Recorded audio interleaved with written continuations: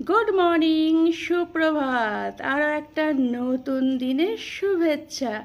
আজকে একটা রান্না তোমাদের দেখাই, পটল আলু দিয়ে মাছের ঝোল। দেখো, প্রথমে পটল আলুটা একটু ভেজে নিলাম, ভালো করে ভেজে নিলাম একটু লাল লাল করে। এবার মাছগুলোকেও নুন হলুদ মাখিয়ে ভেজে নিচ্ছি। এটা কাতলা মাছ, একটু ভালো করে কড়া করেই ভেজে নিচ্ছি মাছগুলোতে।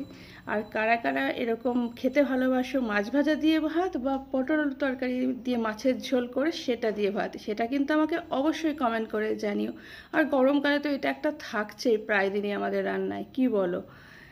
এরপরে মাছগুলো ভেজে নেওয়ার পর এর মধ্যে রয়েছে পেঁয়াজ, আদা, রসুন, টমেটো, সব একসাথে বেটে নিয়েছিলাম।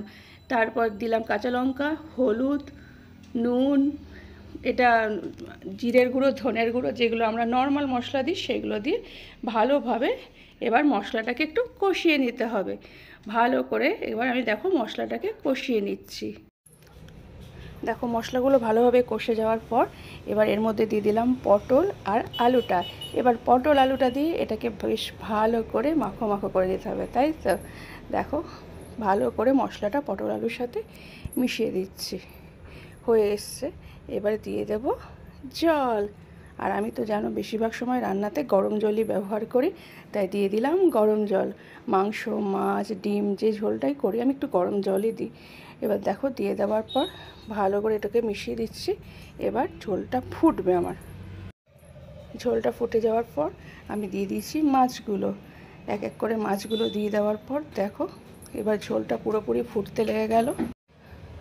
কারা কারা এইভাবে রান্না করে আমাকে একটু কমেন্ট করে অবশ্যই জানিও। আর শেষে কিন্তু অবশ্যই গরম মশলা দিতে হবে, তাই তো? পেঁয়াজ রসুন দিয়ে রান্না করলে শেষে একটু গরম মশলা দিলে বেশ ভালোই লাগে। ধনে পাতা থাকলে আমি ধনে পাতাও দিই। দেখো বেশ হয়ে এসছে আর টকবক করে ফুটছে আবার রান্নাটা। কারা কারা এইভাবে রান্না করে খাবো আমাকে কমেন্ট করে জানিও। পটল আলু দিয়ে মাছের ঝোল বা ডিমের ঝোল কিন্তু বেশ ভালো লাগে। আমি নর্মালি পটল আলু দিয়ে পনিরের তরকারিও করে নিরামিষের দিন, তবে মাছের ঝোলটাই বেশি ভালো লাগে। দেখো আমার হয়ে এসছে রান্না। কারা কারা এইভাবে খাও আমাকে অবশ্যই কিন্তু কমেন্ট করে জানিও।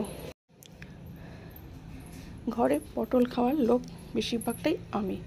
এই রান্নাটায় আমি মাত্র 4টে পটল দিয়েছি। ছেলে খাবে 1 টুকরো, বড় মশাই খাবে 2 টুকরো, বাকিটা কিন্তু আমাকেই খেতে হবে, বুঝেছো তো? এ দেখো আমার রান্না কমপ্লিট। এবার আমি রান্নাটা বাটিতে তুলে নিচ্ছি। কেমন হয়েছে দেখতে বুঝতেই পারছো, রঙটা দেখে খুব সুন্দর হয়েছে। আর খেতে কিন্তু সত্যিই ভালো হয়েছিল, কারণ আমি তো ভয়েসটা পরে দিচ্ছি।